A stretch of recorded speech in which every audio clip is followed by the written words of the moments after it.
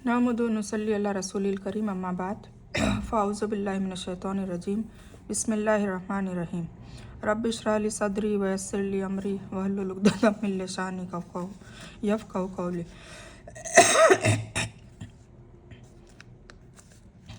अस्सलामु अलैकुम रहमतुल्लाहि व बरकातुहू। अल्हम्दुलिल्लाह हम पारा नंबर 29 में आयत सूर्य नंबर 74 पर पहुँच गए हैं। सूर्य का नाम है सूर्य मुदस्सिर।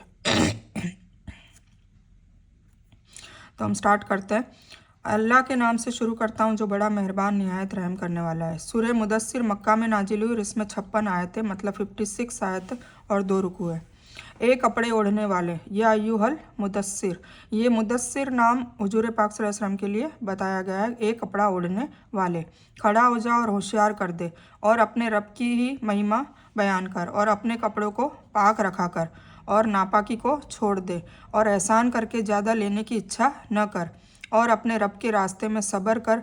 और जब सूर में फूंका जाएगा तो वह दिन बहुत कठोर दिन होगा जो काफिरों पर आसान न होगा। मुझे और उसे छोड़ दे जिसे मैंने अकेला पैदा किया और उसे बहुत धन दे रखा है और हाजिर रहने वाले पुत्र भी। अब ये कुछ नसीहतें दी जा रही है हुजूर पाक सल्लल्लाहु अलैहि वसल्लम को, तो हम पढ़ते हैं। सबसे पहले जो वही उतरी थी वो आयत कौन सी थी? इक़रा मतलब पढ़, बिस्मि रब्बिकल लज़ी खलक, किसके नाम से?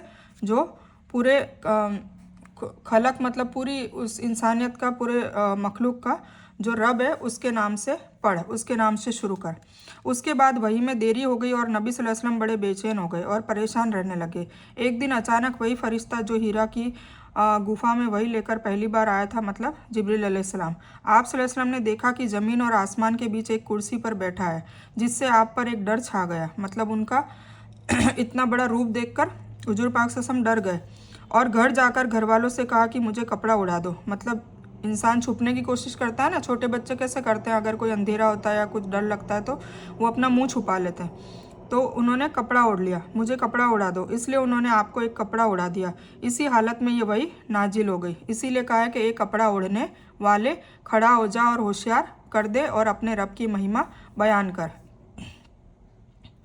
तो कपड़ा उड़ा दिया, इसी हालत में वही नाजिल हो गई और इस बिना पर यह दूसरी वही और वही की देरी के बाद ये पहली वही है। फिर आगे आता है और अपने रब के रास्ते में सब्र कर, तो जब सूर में फूंका जाएगा तो वह दिन बहुत कठोर दिन होगा, मतलब क़यामत का दिन काफिरों पर आसान न होगा, काफिरों पर आसान ना होगा। मुझे और उसे छोड़ दे जिसे मैंने अकेला पैदा किया और उसे बहुत धन दे रखा है और हाजिर रहने वाले पुत्र भी, और मैंने उसे बहुत कुछ कुशादगी दे रखी है। फिर भी उसकी तमन्ना कामना है कि मैं उसे और ज़्यादा दूँ। नहीं नहीं, वह हमारी आयतों का मुखालिफ है। यानी मूर्तियों की पूजा पाठ छोड़ दे। यह हकीकत में लोगों को आपके माध्यम से हुक्म दिया जा रहा है। मतलब हुजूर पाक सल्लल्लाहु अलैहि वसल्लम तो माशाल्लाह पहले से ही मुसलमान, सबसे रसूल और नबी हैं, तो सबसे पहले मुसलमान भी तो वही है ना उस दौर के, तो उनके जरिए लोगों को कहा जा रहा है, ठीक है, चेतावनी दी जा रही है। यह शब्द चेतावनी मतलब अल्फाज जो तंबी है और धमकी के लिए कि उसे जिसे मैंने माँ के पेट से अकेला पैदा किया, उसके पास माल था ना औलाद थी और मुझे अकेला छोड़ दो, यानी मैं खुद ही उससे निपट लूँगा, मतलब मैं अपने आप मेरे बंदों को देख लूँगा। कहते हैं कि यह वलीद पुत्र मुगीरा की तरफ इशारा है। यह कुफ्र और फसाद में बहुत बढ़ा हुआ था, इसलिए ख़ास तौर से उसकी चर्चा की है।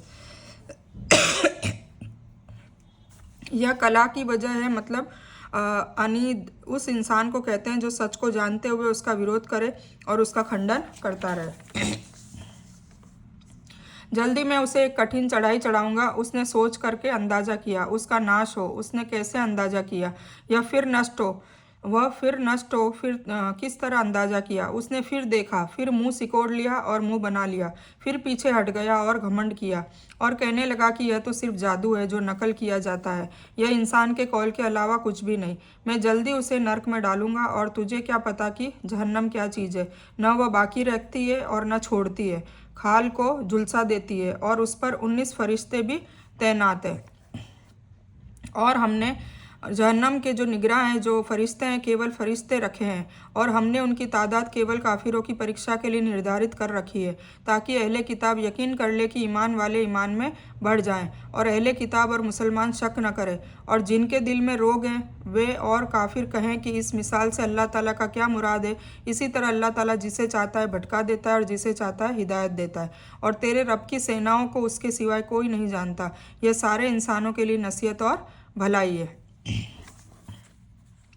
अब ये उसके बारे में बद्दुआ के लफ्ज़ है जो अल्लाह ताला कह रहा है कि नाश हो, मारा जाए। क्या बात उसने ये सोची है। और जहन्नम के नामों और दर्जों में से भी एक नाम का नाम सकर है ना। सकर की बात हुई है कि उनको सकर में डालेंगे। वमा अदरा का मा सकर, है ना। हुतामा, सकर और वेल, ये सब नाम जहन्नमों के नाम है। तो वो हर सूरत में अलग अलग नाम से आए, हम आगे पढ़ेंगे। तो जैसे शकर है, ये भी जहन्नम का नाम है। फिर हरगिज़ नहीं, चांद की कसम और रात की जब वह पीछे हटे और सुबह की जब वह रोशन हो जाए।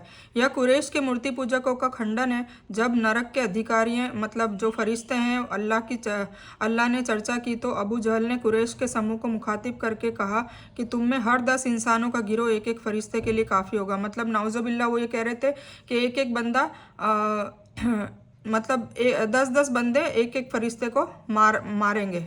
ये वो कहता था। कुछ कहते हैं कि किल्दा नाम के इंसान ने, जिसे अपने बल पर बहुत बड़ा घमंड था, कहा कि तुम सभी सिर्फ 2 फरिश्ते संभाल लेना।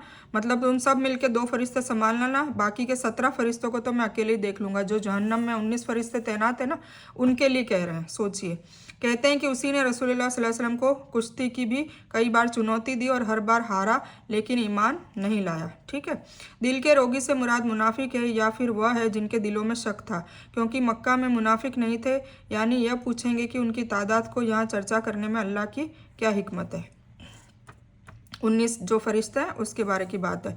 यानी हर काफिर और मुशरिक समझते हैं कि नरक में सिर्फ 19 फरिश्ते ही हैं, तो जिन पर काबू पाना कौन सा बड़ा काम है। मतलब हम देख लेंगे, नाउज़ुबिल्लाह मैदान हशर में भी वो देखने की बातें कर रहे हैं, लेकिन उनको पता नहीं है कि रब की सेना तो इतनी है जिन्हें अल्लाह के सिवा कोई जानता ही नहीं। केवल फरिश्ते ही इतनी तादाद में है कि 70,000 फरिश्ते रोजाना अल्लाह की इबादत के लिए बैतुल मामूर में दाखिल होते हैं। फिर क़यामत तक उनकी बारी नहीं आती। तो सोचिए कितने सारे फरिश्ते हैं अल्लाह के पास। कला यह मक्का वासियों के गुमान का इनकार है, यानी जो वह समझते हैं कि हम फरिश्तों को हरा देंगे, कभी ऐसा ना होगा। कसम है चांद की और रात की जब वह पीछे हटे यानी जाने लगे, कि बेशक वह जहन्नम बड़ी चीज़ों में से एक है, इंसान को डराने वाली। उन इंसान के लिए जो तुम में से आगे बढ़ना चाहे या पीछे हटना चाहे। हर इंसान अपने अमलों के बदले गिरवी है। लेकिन दाएं हाथ वाले वे जन्नतों में बैठे हुए सवाल करते होंगे मुजरिमों से, तुम्हें जहन्नम में किस बात ने डाला। वे जवाब देंगे कि हम नमाजी न थे, न भूखों को खाना खिलाते थे, और हम बेकार बात करने वालों के साथ बेकार बात में मशगूल रहा करते थे, और हम बदले के दिन को भी जुटलाते थे, यहाँ तक कि हमारी मौत आ गई। है ना। वो खुद ही अपनी तस्दीक कर देंगे कि हमने ये काम करे इसलिए हमें जहन्नम में डाला। ये जन्नत वाले लोग उनसे पूछेंगे, तो उन्हें सिफारिश करने वालों की सिफारिश फ़ायदा देने वाली न होगी। उन्हें क्या हो गया है कि वे नसीहत से मुंह मोड़ रहे हैं, जैसे कि वे भड़के हुए गधे हैं जो शेर से भागे हो। बल्कि उनमें से हर इंसान चाहता है कि उसे वाजे किताबें दी जाए। कभी ऐसा नहीं हो सकता, बल्कि ये क़यामत से बेखौफ है। कभी नहीं। यह कुरान एक नसीहत है ना। कला इन्नहु तज़किरतुन, ये एक नसीहत है। क्या है? कुरान पाक। अब जो चाहे उससे नसीहत हासिल करे, और वे उस समय नसीहत हासिल करेंगे जब अल्लाह ताला चाहे। वह इसी लायक है कि उससे डरें, और इस लायक भी है कि वह माफ़ करे।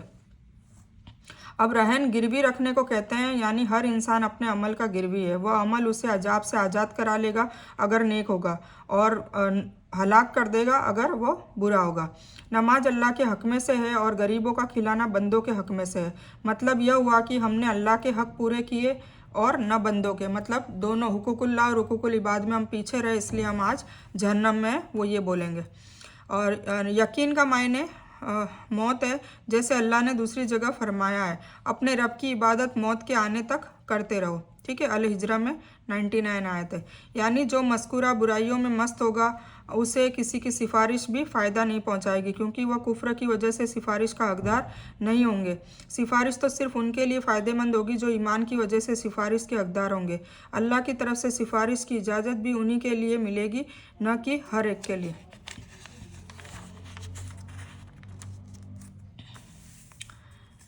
तो ये थी सूरह मुदस्सिर।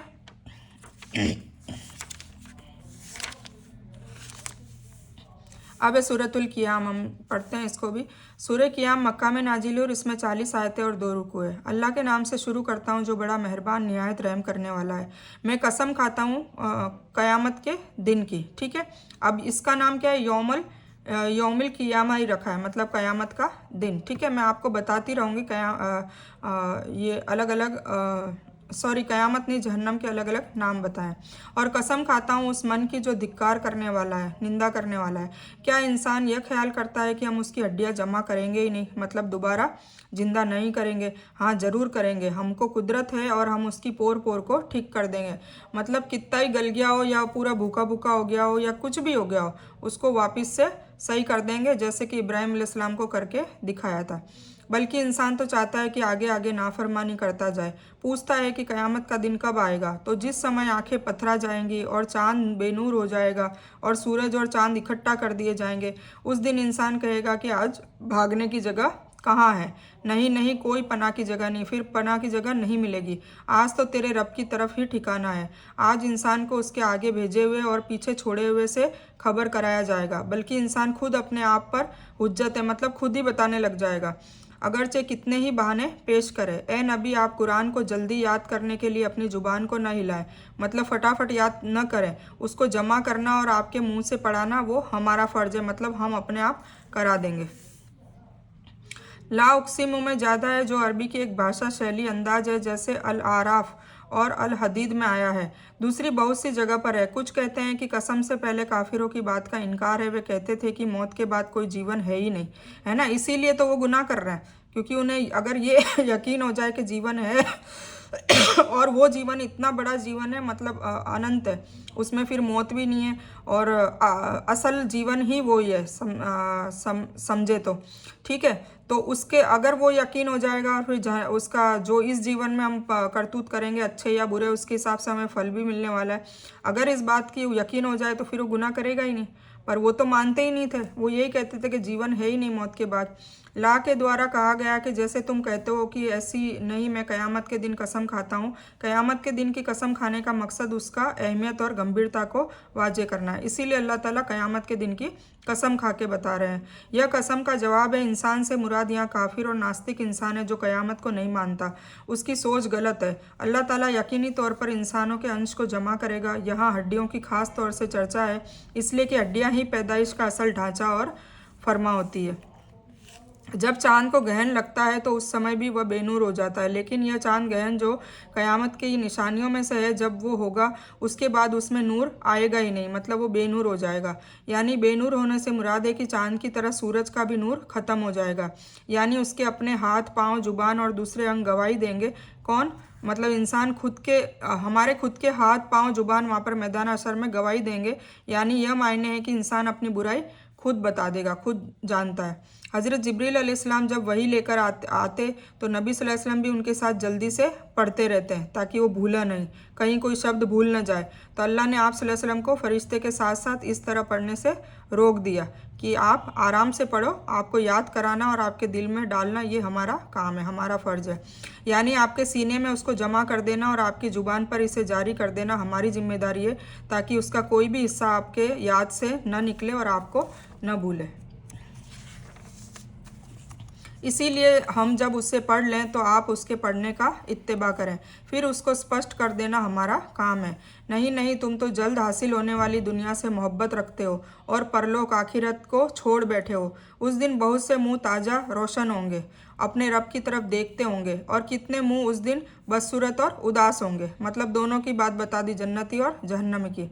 समझते होंगे कि उनके साथ कमर तोड़ देने वाला सुलूक किया जाएगा, मतलब वो पहले से ही भांप लेंगे कि अब उनकी खैर है। नहीं नहीं, जब हसूली तक पहुंच जाएंगे और कहा जाएगा कि कोई झाड़ फूक करने वाला है और उसने यकीन कर लिया कि यह जुदाई का समय है और पिंडली से पिंडली लिपट जाएगी, आज तेरे रब की तरफ चलना है, तो उसने न तो तस्दीक की न नमाज पढ़ी बल्कि झुठलाया और पलट गया। अब उसको सब याद आ रहा है, ठीक है ना, उसने नमाज पढ़ी ना उसने सच बोला और हुजूर पाक सल्लल्लाहु की बातों को झुठलाया, इस कुरान को झुठलाया। फिर अपने घर वालों की तरफ इतराता हुआ, अफसोस है तुझ पर, पछतावा है तुझ पर, फिर दुख है और ख़राबी है तेरे लिए। क्या इंसान यह समझता है कि उसे बेकार ही छोड़ दिया जाएगा? क्या वह एक गाढ़े पानी की बूंद न था जो टपकाया जाता है? फिर वह खून का लोथड़ा हुआ, फिर अल्लाह ने उसे पैदा किया, ठीक रूप से बना दिया। अब अल्लाह ताला उसके लिए क्या क्या किया वो बता रहे हैं। फिर उसके जोड़े यानी नर मादा बनाए। क्या अल्लाह ताला इस बात पर कादिर नहीं कि मुर्दा को जिंदा कर दे? जब वो एक बार पैदा कर सकता है तो फिर दोबारा भी पैदा कर सकता है, ये अल्लाह ताला बता रहे हैं। तो वही बात है कि मैं बताती हूँ अक्सर कि मक्की जब सूरत आती है तो वही तौहीद, आखिरत और आखिरत बताते हैं और आखिरत में फिर जन्नत दोजक और जन्नती और दोजखी और नेक काम और बुरे काम और यही सब बताया जाता है, ठीक है। तो इसमें भी वही बातें हैं, यानी उसके मुश्किल जगहों की तफसीर, हलाल और हराम का स्पष्टीकरण हमारी जिम्मेदारी है। इसका वाजे मायने यह है कि नबी सल्लल्लाहु अलैहि वसल्लम ने कुरान के इख्तिसार का जो बयान, मुबहमों की तफसीर और उसके आम विषयों की जो खुसूसियत बताई है जिसे हदीस कहा जाता है, यह भी अल्लाह की तरफ से वही और सुजाई बातें हैं। इसीलिए उन्हें भी कुरान की तरह मानना जरूरी है। यह ईमान वालों के चेहरे होंगे जो अपने अच्छे नतीजे की वजह से शांत, खुश और रोशन होंगे, फिर अल्लाह की जियारत से भी खुश होंगे, जैसा कि सही हदीसों से साफ और अहले सुन्नत का अकीदा है। और दूसरा जो बयान किया वो काफिरों के चेहरे होंगे, मतलब एकदम से बदसूरत बताए ना वैसे, तो बदले हुए पीले, गम और फिक्र से काले और बदसूरत होंगे। यह तरकुआ का जमा है, या गर्दन के करीब सीने और कंधे के बीच एक हड्डी है, यानी जब मौत का पंजा तुम्हें अपनी जकड़ में ले लेगा। इससे या मौत के वक्त पिंडली का पिंडली से मिल जाना मुराद है, या लगातार दुख है। आम मुफस्सिरों ने दूसरा मायना लिया है, मतलब लगातार दुख, यानी इस इंसान ने अल्लाह, रसूल सल्लल्लाहु अलैहि वसल्लम और कुरान को न माना और न नमाज पढ़ी, यानी अल्लाह की इबादत नहीं की इसलिए अब इसको अजाब होने वाला है।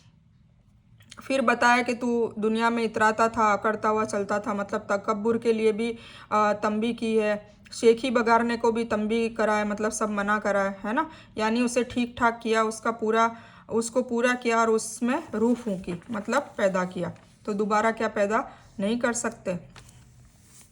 यानी जो अल्लाह इंसानों को इस तरह कई हालतों से गुजार कर पैदा करता है, तो क्या मरने के बाद उन्हें दोबारा जिंदा करने पर कादिर नहीं है, ये बताया जा रहा है, ठीक है। तो ये थी सूरह क़ियाम, और अब हम सूरतुल इंसान लेते हैं। सूरह इंसान, सूरह इंसान मदीने में नाजिल हुई और इसमें 31 आयतें और 2 रुकू है। अब ये मदनी सूरत आई है, अभी मुसलसल मक्की सूरतें चल रही थी, अब ये मदनी सूरत आई है। अल्लाह के नाम से शुरू करता हूँ जो बड़ा मेहरबान निहायत रहम करने वाला है। यकीनन ही इंसान पर जमाने का एक वह वक्त भी गुजर चुका है जबकि वह कोई बयान करने लायक चीज़ न था, है ना, कुछ भी बताने के लायक न था। बेशक हमने इंसान को मिले जुले नुतफे से, वीर्य से इम्तिहान के लिए पैदा किया और उसको सुनने वाला और देखने वाला बनाया। हमने उसे रास्ता दिखाया, मतलब हिदायत दी, है ना, इन्ना हदैनाहु सबील, मतलब हमने उन्हें रास्ता दिखाया। अब चाहे वह शुक्रगुजार बने या नाशुक्रा। बेशक हमने काफिरों के लिए जंजीरें और तोक और भड़कती आग तैयार कर रखी है। इसके मक्की और मदनी होने में इख्तलाफ है ना, ये सूरत का मक्की और मदनी है, वो इसमें थोड़ा बहुत इख्तलाफ है। आम आलिम इसे मदनी मानते हैं और कुछ कहते हैं कि आखिरी 10 आयतें मक्की है, बाकी की मदनी है। ये फतहुल कदीर में आता है। हमें इस पे बहस नहीं करनी है, ठीक है। मैं हमेशा कहती हूँ कि जिस बात में बहस वाली बात हो हमें नहीं करनी है, ठीक है, हमें सिर्फ कुरान को समझना है। रसूलुल्लाह सल्लल्लाहु अलैहि वसल्लम जुम्मा के दिन फजर की नमाज में अलिफ लाम मीम तंजीलुल सजदा और सूरह इंसान पढ़ा करते थे, ठीक है, ये बताया। सूरह दहर, इसको सूरह दहर भी कहा जाता है, सूरह इंसान भी कहा जाता है। यानी ऊपर बयान की गई ताकतों और सलाहियतों के अलावा हमने खुद भी अंबिया अलैहिस्सलाम अपनी किताबों और सच का तबलीग करने वालों के जरिए सच्चाई के रास्ते को साफ कर दिया है। अब यह उसकी पसंद है कि अल्लाह के हुक्म की पैरवी करे कि शुक्रगुजार बंदा बन जाए या नाफरमानी करके रास्ता अपना कर नाशुक्रा बन जाए ना, मतलब यही कुरान की बात आ रही कि कुरान हमने तुमको खोल खोल कर दिखा दी है, सिखा दी है और बहुत आसान बनाई है सीखने के लिए, नसीहत पाने के लिए। तो फिर उससे नसीहत पाने का जब रास्ता तुम्हें दे दिया है, अब तुम उससे नसीहत पाओ तो अल्लाह के शुक्रगुजार बंदों में से हो जाओ, उसकी पैरवी करो, और नहीं तो नाशुक्रे बन जाओ, ये तुम्हारे पे, ठीक है। फिर उसका मरने के बाद रिजल्ट मिल जाएगा। बेशक नेक लोग उस प्याले से पिएंगे जिसमें काफूर की मिलावट है, जो एक चश्मा है जिससे अल्लाह के बंदे पिएंगे, उसकी नहरें निकाल ले जाएंगे जिधर चाहेंगे। जो मन्नत पूरी करते हैं और उस दिन से डरते हैं जिसकी बुराई चारों तरफ फैल जाने वाली है, और अल्लाह ताला की मोहब्बत में खाना खिलाते हैं गरीब, यतीम और कैदियों को। हम तो तुम्हें केवल अल्लाह ताला की खुशी के लिए खिलाते हैं, तुमसे बदला चाहते हैं न शुक्रिया। बेशक हमने रब से उस दिन का डर रखते हैं जो तंगी और कठोरता वाला होगा, तो उन्हें अल्लाह ताला ने उस दिन की बुराई से बचा लिया और उन्हें ताजगी और खुशी पहुंचाई। यानी सिर्फ एक अल्लाह की इबादत करते हैं, मन्नत भी मांगते हैं तो सिर्फ अल्लाह के लिए, और फिर उसे पूरी करते हैं। इससे मालूम हुआ कि मन्नत पूरी करना भी ज़रूरी है। शर्त यह है कि नाफरमानी की न हो, जैसा कि हदीस में है कि जिससे मन्नत मानी हो वह अल्लाह का इताअत करेगा और उसका पालन करे, और जिसने अल्लाह की नाफरमानी की मन्नत मानी हो तो वह अल्लाह की नाफरमानी न करे, यानी उसे पूरी न करे, है ना। अब अल्लाह की नाफरमानी का क्या मतलब है? कुछ बिदात है, कुछ रीति रिवाज है कि हम मन्नत है पहले तो नाउजुबिल्ला अल्लाह के अलावा किसी और से मांग लेते हैं, फिर उसको पूरी करने जाते हैं। अगर हमें अक्ल आ जाए, शऊर आ जाए कि नहीं ये सब गलत है, तो फिर हमें उसको रुक जाना चाहिए, उसको पूरा करना ज़रूरी नहीं है। ठीक है, मन्नतें ऐसी मांगी जाए जिससे अपने तन को कष्ट हो या अपने धन को कष्ट हो। मतलब कुछ लोगों को खाना खिला दिया, ये ऐसी मन्नतें होती है, और या फिर रोज़ा रख लिया, या फिर नमाज शुक्राना अदा कर ली। ठीक है, ये मन्नतें होती है। ठीक है, तो और अल्लाह की मोहब्बत में खाना खिलाते हैं, ये हो गया। तो उन्हें अल्लाह ताला ने उस दिन की बुराई से बचा लिया और उन्हें ताजगी और खुशी पहुंचाई। ताजगी चेहरों पर होगी और खुशी दिलों में। जब इंसान का दिल खुश होता है तो उसका चेहरा भी खुशी से खिल उठता है। नबी सल्लल्लाहु अलैहि वसल्लम के बारे में आता है कि जब आप सल्लल्लाहु अलैहि वसल्लम खुश होते तो आपका चेहरा ऐसे रोशन होता मानो चांद का टुकड़ा है। ये अल बुखारी किताबुल मगाजी में आया है। और उन्हें उनके सब्र के बदले जन्नत और रेशमी कपड़ा अता किए। ये वहाँ तख्तों पर तकिए लगाए हुए बैठेंगे, न वहाँ सूरज की गर्मी देखेंगे न जाड़े की कठोरता, मतलब न ज़्यादा गर्मी देखेंगे न ज़्यादा ठंडी। कहाँ पर? जन्नत में। और उन जन्नत के साए उन पर झुके होंगे और उनके मेवे और गुच्छे नीचे लटकाए हुए होंगे। ऐसे ऐसे दरख्त होंगे जो नीचे नीचे उनकी नेमतें, उनके मेवे लटक रहे होंगे। शीशे भी चांदी के जिनको पिलाने वालों ने अंदाजे से नाप रखा होगा, और उन्हें वहाँ मशरूब पिलाए जाएंगे, है ना। मशरूब मतलब पीने की चीज़ें पिलाई जाएगी जिनमें सौंठ की मिलावट होगी, मतलब अदरक जो होती है सूखी हुई अदरक, उसका पाउडर, उसकी मिलावट होगी। जन्नत की एक नहर से जिसका नाम सलसबील होगा, मतलब जन्नत में कई नहरें होंगी जिसमें अलग अलग पीने की चीज़ें होगी। और उनके चारों तरफ वे कम उम्र बच्चे घूमते फिरते होंगे, मतलब जो खादिम होंगे जन्नत में, जो नौकर होंगे वो कम उम्र वाले, मतलब जवान नौजवान होंगे बिल्कुल।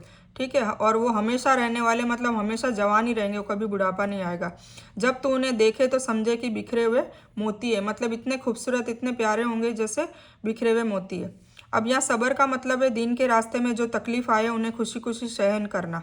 ठीक है, ये होता है सब्र। जब हम करते हैं ना इल्ला लज़ीना आमनु व अमिलुस सालिहात तवासौ बिल हक, जब हम दावत की काम करते हैं तो फिर तवासौ बिस सब्र, मतलब डटे रहना। ठीक है, और उसमें कोई भी तकलीफ आए तो उससे रुक न जाना, दावत देने का काम छोड़ न देना, चलते रहना, साबित कदम रहना, उसी को सब्र कहते हैं। असली सब्र, अरबी वाला सब्र यही होता है। अल्लाह के रास्तों में तमन्ना और गर्ज का छोड़कर और नाफरमानी से बचना। कड़े जाड़े को कहते हैं मुराद जम हरीर, मतलब कड़े जाड़े को कहते हैं बहुत ज़्यादा ठंड को, शदीद ठंडी को कहते हैं। मुराद ये है कि वहाँ सदा एक ही ऋतु रहेगी और वह है बसंत ऋतु, न बहुत गर्मी होगी न बहुत कड़ी सर्दी। ठीक है, जय सबिल मतलब सूखी अदरक, सौंठ को कहते हैं। यह गर्म होती है, इसकी मिलावट से एक मज़ेदार कड़वापन आ जाता है। इसके सिवा ये अरबों की पसंदीदा चीज़ है। आज भी वहाँ पर जैसे मदीना में जाते हैं ना तो वहाँ पर कावा पिलाते हैं, वो कावा में ये ऐसे ये अदरक सौंठ का पाउडर डालते ही हैं, इसलिए उनके कावे में भी अदरक की मिलावट होती है। मतलब है कि जन्नत में एक मदिरा वह होगी जो ठंडी होगी जिसमें कपूर मिला होगा, और दूसरी गर्म होगी जिसमें सूखी अदरक की मिलावट होगी। और तो वहाँ जिस तरफ भी नज़र डालेगा पूरी नेमत और अजीम मुल्क ही देखेगा, मतलब जन्नत का ये सारा तस्किरा बताया जा रहा है। उनके शरीर पर हरे महीन और मोटे रेशमी कपड़े होंगे और उन्हें चांदी के कंगन का गहना पहनाया जाएगा, और उन्हें उनका रब पाक और साफ शराब पिलाएगा।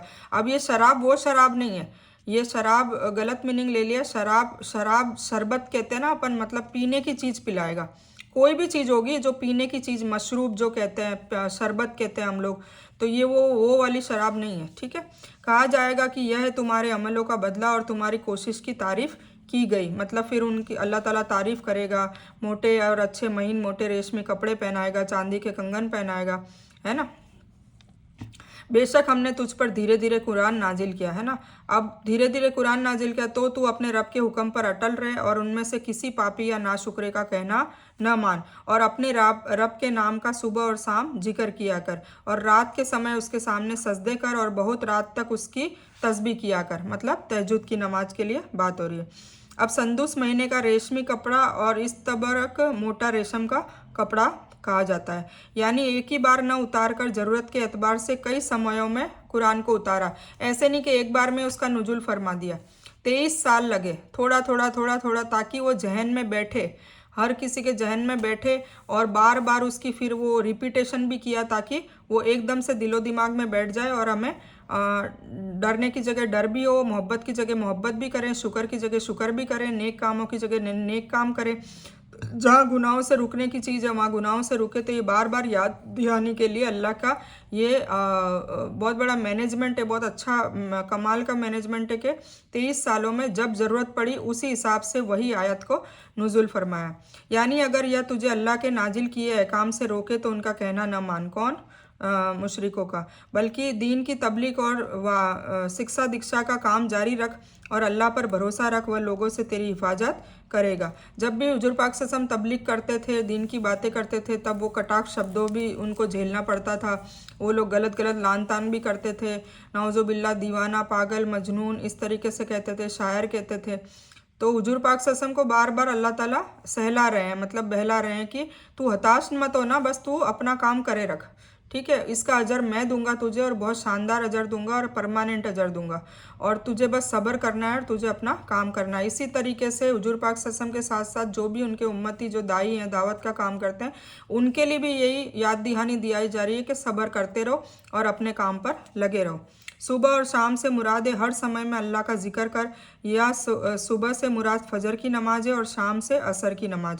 रात में सजदा कर से मुराद कुछ ने मगरिब और ईशा की नमाजें लिए, और तस्बीह के मायने हैं कि जो बातें अल्लाह के लायक नहीं उनसे उसकी पाकी बयान कर। कुछ ने इससे रात की नफिल नमाज मतलब तहज्जुद भी लिए। अहकाम यहाँ अच्छाई और बेहतर के लिए है। बेशक ये लोग जल्द मिलने वाली दुनिया को चाहते हैं और अपने पीछे एक बड़े भारी दिन को छोड़ देते हैं। हमने उन्हें पैदा किया और हमने ही उन्हें जोड़ मजबूत किए, और हम जब चाहे उनके बदले उन जैसे दूसरों को भी बदल लाएं। बेशक यह तो एक नसीहत है, जो चाहे अपने रब का रास्ता हासिल कर ले, और तुम ना चाहोगे लेकिन यह कि अल्लाह ताला ही चाहे। बेशक अल्लाह ताला जानने वाला और हिकमत वाला है। जिसे चाहे अपनी रहमत में शामिल कर ले, और जालिमों के लिए उसने कष्टदायी अजाब तैयार कर रखी है, मतलब जहन्नम। यानी तुम में से कोई इस बात पर कादिर नहीं कि वह खुद को सीधे रास्ते पर लगा ले, अपने लिए कोई फ़ायदा हासिल कर ले। हाँ, अगर अल्लाह चाहे तो ऐसा मुमकिन है, उसके चाहे बिना तुम कुछ भी नहीं कर सकते, है ना। मतलब हमें कोशिश करती रहनी है, पर हिदायत कौन देगा? अल्लाह ताला। हाँ, सही इरादा पर वह बदला जरूर देता, मतलब आ गया ना। अगर नीयत सही हो, कोशिश सही हो, सब कुछ खालिश नीयत से हो रहा है, दिखावे के लिए नहीं हो रहा है, क्योंकि अल्लाह तो सब जानता है, अल्लाह नीयतें भी जानता है, अल्लाह हमारे काम भी जानता है, सब कुछ जानता है। वो तो अंदर के बाहर के सारे मामला जान रहा है ना। तो अल्लाह ताला के मामलात के हिसाब से फिर अल्लाह ताला उसको दे देता है ये नेमत, और उससे फिर इस रास्ते पर चला लेता है। अमल इरादे से होते हैं, और हर इंसान के लिए वह है जिसका वह इरादा करा, है ना। जो भी इंसान जिस चीज़ का इरादा करेगा उसको वह अल्लाह ताला दे देगा। अब आती है सूरह मुरसलात। सूरह मुरसलात मक्का में नाजिल हुई, इसमें 50 आयतें और 2 रुकू है। यह सूरह मक्की है, जैसा कि बुखारी और मुस्लिम में रिवायत है। हज़रत इब्ने मसूद फरमाते हैं रज़ी अल्लाह ताला अन्हो, फरमाते हैं कि हम मीना की एक गुफा में थे और आप पर सूरह मुरसलात नाजिल हुई। आप उसे पढ़ रहे थे और मैं उसको आपसे हासिल कर रहा था कि अचानक एक नाग आ गया। आप सल्लल्लाहु अलैहि वसल्लम ने फरमाया कि इसे मार दो, किंतु वह तेजी से भाग गया। आप सल्लल्लाहु अलैहि वसल्लम ने फरमाया कि तुम उसकी बुराई से और वह तुम्हारी बुराई से बच गया, है ना। मतलब वो तुम्हें काट देता तो भी दिक्कत होती, और तुम उसको मार देते तो भी दिक्कत होती। तो कभी कभी रसूलुल्लाह सल्लल्लाहु अलैहि वसल्लम ने मगरिब की नमाज में भी यह सूरह पढ़ी है। ठीक है, ये मतलब वो वाक़या हज़रत मसूद रज़ियल्लाहु ताला अन्हु ने बताया। अल्लाह के नाम से शुरू करता हूँ जो बड़ा मेहरबान निहायत रहम करने वाला है। दिल को मोहने वाली लगातार चलने वाली धीमी हवा की कसम, फिर जोर से झोंका देने वालियों की कसम, और बादल को उभार कर फहराने वालियों की कसम, फिर सच झूठ को अलग अलग करने वाले और वही लाने वाले फरिश्तों की कसम, जो वही इल्ज़ाम उतारने या आगाह कर देने के लिए होती है। बेशक जिस चीज़ का तुमसे वादा किया जाता है वो निश्चित रूप से होने वाली है। तो जब तारे बेनूर कर दिए जाएंगे और जब आकाश तोड़ फोड़ दिया जाएगा और जब पहाड़ टुकड़े टुकड़े करके उड़ा दिए जाएंगे। अब कसम का मतलब जिसकी कसम खाई जाए उसका अहमियत लोगों पर वाजे करना और उसकी सच्चाई को जाहिर करना होता है ना। कसम क्यों खाई जाती है? क्योंकि उसकी अहमियत होती है। जिसकी कसम खा ली जाए फिर वह कसम का जवाब यह है कि तुमसे क़यामत का जो वादा किया जा रहा है वह ज़रूर वाक़े होके रहेगी, यानी उसमें कोई शक करने की नहीं बल्कि उसके लिए तैयारी करने की ज़रूरत है ना, क्योंकि क्या पता कब आ जाए। यह क़यामत कब आएगी आगे की आयतों में वाजे किया जा रहा है, यानी उन्हें धरती से उखाड़ कर जर्रा जर्रा कर दिया जाएगा और धरती पूरी तरह से साफ और बराबर हो जाएगी, मतलब चटियल मैदान हो जाएगी। कोई उबड़ खाबड़, कोई रास्ते वस्ते कुछ भी नहीं, पहाड़ जो भी उसके ऊपर हैं वो सब कुछ ख़त्म कर दिए जाएंगे। और जब रसूलों को मुकर्रर वक्त पर लाया जाएगा, किस दिन के लिए ठहराया गया है? फैसले के दिन के लिए, है ना। सबको किसके लिए मोहलत दे रखी है कि फैसले का दिन आएगा तब सबको इकट्ठा कर लेंगे। और तुझे क्या मालूम कि फैसले का दिन कौन सा है ना। अब यहाँ पर यौमुल फस्ल है, फिर यौमुल क़ियामत था, अब यौमुल फस्ल है मतलब फैसले का दिन।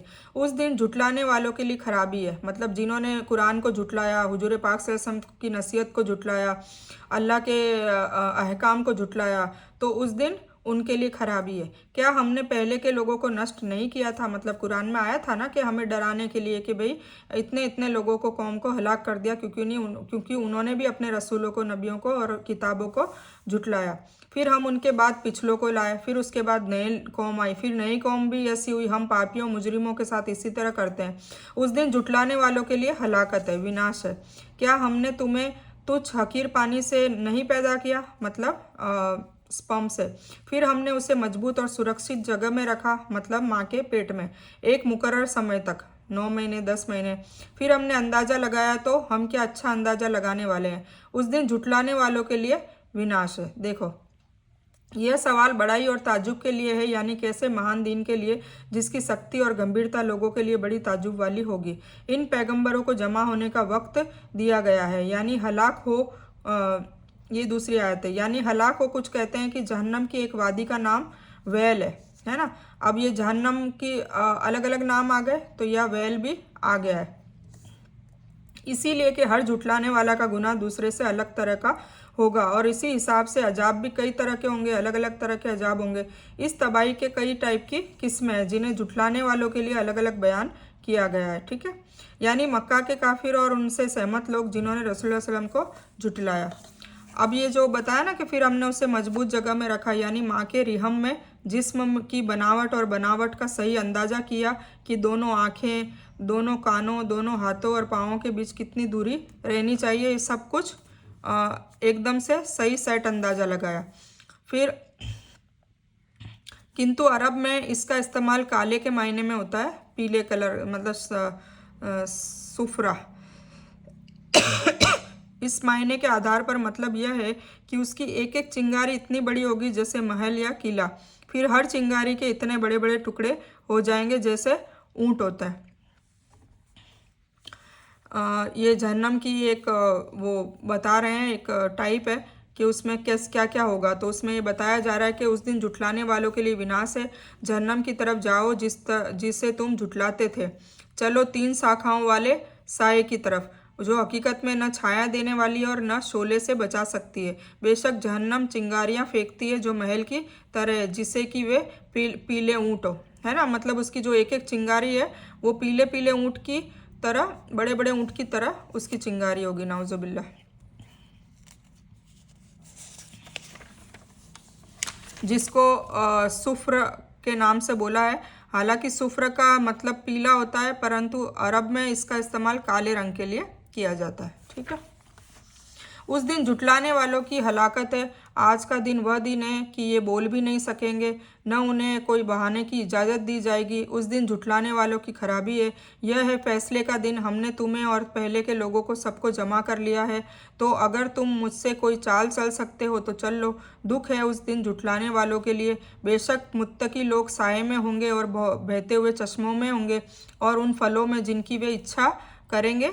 और ए जन्नत वालों, खाओ पियो मज़े से अपने किए हुए कर्मों का बदले। बेशक हम नेकी करने वालों को इसी तरह बदला देते हैं। उस दिन जुटलाने वालों के लिए बेहद दुख है। अब देखो ये बार बार ये अल्लाह ताला ने ये इसमें आयत आ रही है, वैलुल यौमइज़िन लिल मुकज़्ज़िबीन, वैलुल यौमइज़िन लिल मुकज़्ज़िबीन, है ना। वैलुल यौमइज़िन लिल मुकज़्ज़िबीन, वैलुल यौमइज़िन लिल मुकज़्ज़िबीन, वैलुल यौमइज़िन लिल मुकज़्ज़िबीन। मतलब अल्लाह ताला बार बार याद दिलाने की कोशिश कर रहे हैं कि उस दिन झुठलाने वालों के लिए खराबी है। तो अल्लाह ताला हमें झुठलाने वालों में से न डाले, हर आयत पे गौर फिक्र करने वाला बनाए और बोलने और सुनने से ज़्यादा अमल करने की नेक तौफीक अता फरमाए और लोगों तक भी आगे पहुंचाने की क़ुव्वत और सलाहियत दे और सच्ची पक्की हिदायत और हिकमत से मौत तक नवाजे। ठीक है, आमीन सुम्मा आमीन या रब्बल आलमीन। तो ये बार बार देखो ऐसे आ रहा है कि जुटलाने वालों की बात, और बीच में फिर उसमें अल्लाह ताला ने जन्नतियों का भी तस्करा कर लिया कि देखो वो कितने जो मुत्तकी हैं वो कितने खुश रह रहे हैं। वो उनको कह दिया है कि बस अब खाओ पियो मज़े करो जो तुमने अमल किए थे। ठीक है, तो ये भी याद दिलाया जा रहा है, बीच बीच में खुशखबरी दी जा रही है और बार बार डराया, उसके आगे पीछे डराया भी जा रहा है। ठीक है, तो ये है अल्लाह ताला का कमाल का बात करने का तरीका है। महशर में काफिरों की अलग अलग हालतें होंगी। एक वक्त वह होगा जब वे वहाँ भी झूठ बोलेंगे, फिर अल्लाह ताला उनके मुंह पर मोहर लगा देगा और उनके हाथ पांव गवाही देंगे। मतलब वहाँ भी उनकी जुबानें झूठ बोलेगी कि नहीं नहीं हमने ये गुनाह नहीं किया, तो फिर उनके मोहर लगा देंगे, वो बोल नहीं सकेंगे, फिर उनके हाथ पाँव ये लोग गवाही देंगे। ठीक है, उनके हाथ पांव गवाही देंगे। फिर जिस पल उनको नर्क में ले जाया जा रहा होगा उस वक्त बेचैनी और बेकरारी की हालत में उनकी जुबानें गूंगी हो जाएगी, फिर वो कुछ बोल ही नहीं पाएंगे। कुछ कहते हैं कि बोलेंगे कि तो ज़रूर, लेकिन उनके पास कोई दलील नहीं होगी। मतलब क्या बोलेंगे? जो उन्होंने हरकतें की थी दुनिया में उसके लिए वो बोलेंगे भी क्या, मानो उन्हें बात करनी ही नहीं आती। क्या बोलेंगे? कुछ बोलने को नहीं रह जाएगा। जैसे हम दुनिया में भी ऐसे इंसान के बारे में कहते हैं जिसके पास तसल्ली बख्श जवाब नहीं होता, वह तो हमारे आगे बोल ही नहीं सका। मतलब यह है कि उनके पास पेश करने के लिए कोई उचित तर्क या दलील होगा ही नहीं जिससे वह पेश करके आज़ाद हो सके, है ना, जहन्नम से पीछा छुड़ा सके। यह अल्लाह ताला बंदों को मुखातिब करेगा और हमने तुम्हें अपनी पूरी कुदरत से फैसले करने के लिए एक ही मैदान में जमा कर लिया है। अब इसमें भी बात का प्रलोभन, तरगीब और निर्देश हिदायत है कि अगर आखिरत में अच्छे नतीजे की इच्छा रखते हो तो दुनिया में नेकी और भलाई का रास्ता अपना लो। यह क़यामत के झुठलाने वालों को संबोधित कर करके कहा गया है कि यह हुक्म धमकी और चेतावनी के लिए है। अच्छा कुछ दिन मज़ा ले लो, तुम जैसे अपराधियों के लिए यातना का अजाब तैयार है। यानी उनको नमाज पढ़ने का हुक्म दिया जाता है तो नमाज नहीं पढ़ते, यानी उनके लिए जो अल्लाह ताला के हुक्मों और इजाज़त और मना को नहीं मानते, यानी जब इस कुरान पर यकीन नहीं करेंगे तो इसके बाद कौन सी वाणी है, मतलब कौन सी किताब है जिसके ऊपर वो ईमान लाएंगे। यहाँ भी हदीस और कुरान को ही कहा गया है ना, उसी के ऊपर हमें ईमान लाना है और उसी के हिसाब से हमें चलना है। ठीक है, तो ये थी सूरतुल मुरसलात। आई होप आपको ये समझ में आई होगी। बहुत ही मतलब इजी लैंग्वेज में है, तो मेरे ख्याल से मुझे नहीं लगता कि समझ में नहीं आ रही होगी। बस अल्लाह ताला, वही बार बार मैं एक ही चीज़ कहूँगी कि अल्लाह ताला सुनने और कहने से ज़्यादा अमल करने की नेक तौफीक अता करे और लोगों तक भी इस मैसेज को आगे से आगे बढ़ाने की हमारे में हिकमत और सलाहियत दे और हमारे में इतनी शिद्दत दे कि हम भी कुरान को खुद सीखें और फिर उसको आगे से आगे लोगों तक हम भी सिखाएं। क्योंकि हुजूर पाक सल्लल्लाहु अलैहि वसल्लम ने बताया है कि सबसे सबसे सबसे बेहतरीन काम क्या है? कुरान को सीखना और सिखाना। ठीक है, तो हम सीखें भी और आगे लोगों को सिखाएं भी। ठीक है, तो अल्लाह ताला हम सबको कहने और सुनने से ज़्यादा अमल करने की नेक तौफीक अता करे। अब अल्हम्दुलिल्लाह हम पारा नंबर 30 आ चुके हैं, तो मैं ये बयान यही मुकम्मल करती हूँ। इंशाअल्लाह हम पारा नंबर 30 अगली बार लेंगे। तो इस बयान में कुछ भी दीन की अच्छी और हक बात आई है वो सिर्फ़ और सिर्फ अल्लाह की तरफ से है, और बुरी या गलत बात जो गलती से या जज्बात में आकर मेरे मुंह से कुछ भी गलत वर्ड या कोई बात निकल गई हो तो वो मेरी तरफ से है, और मैं इस गलती की वजह से अल्लाह अज्ज वजल से और आप सभी लोगों से माफ़ी की तलबगार हूँ। मैं कोई आलिमा नहीं हूँ, मैं सिर्फ तालिब इल्म हूँ। अल्लाह मेरी कोशिश से आप सभी को सही नफ़े बख्श इल्म पहुँचाए और मैं आप लोगों की हिदायत और हिकमत में सदका जारिया बनूँ, बस मेरी यही तमन्ना है। आमीन सुम्मा आमीन या रब्बल आलमीन। रब्बना आतीना मिन लदुनका रहमतन व हय्यि लना मिन अमरिना रशदा। अल्लाहुम्मा सल्लि अला मुहम्मद व अला आलि मुहम्मद कमा सल्लैता अला इब्राहीम व अला आलि इब्राहीम इन्नका हमीदुम मजीद। अल्लाहुम्मा बारिक अला मुहम्मद व अला आलि मुहम्मद कमा बारकता अला इब्राहीम व अला आलि इब्राहीम इन्नका हमीदुम मजीद। व आखिरु दावाना अनिल हम्दुलिल्लाहि रब्बिल आलमीन।